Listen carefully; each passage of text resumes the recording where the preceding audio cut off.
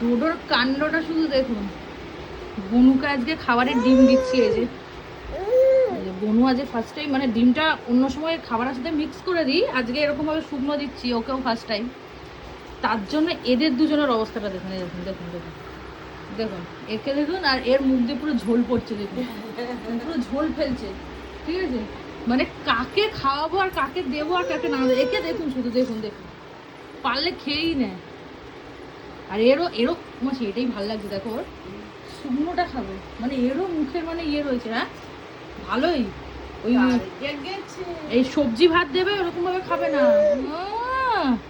এরকম না। আর একে দেখুন কত যে লাল চোখ গিলছে পুরো জল। আর একে এরাও দেখুন দেখুন দেখুন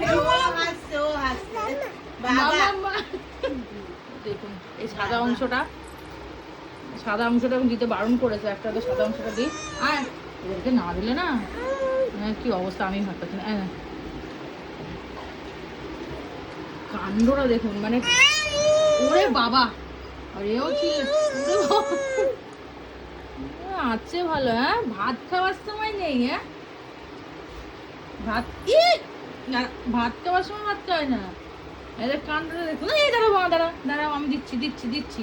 ও ভাবছে ডোডো দাদাকে আর সূর্য দিকে দিয়ে দিচ্ছে, আমিও ভাগে পাবো না, আমি আর ভাগে পাবো না মনে হয়। দিলাম তো তোকে। কি অবস্থা, এই একটা বাঁদর দেখুন, পুরো বাঁদরের মতো বসে আছে। এদের কাণ্ড দেখলে মানে বাঁচা যায় না।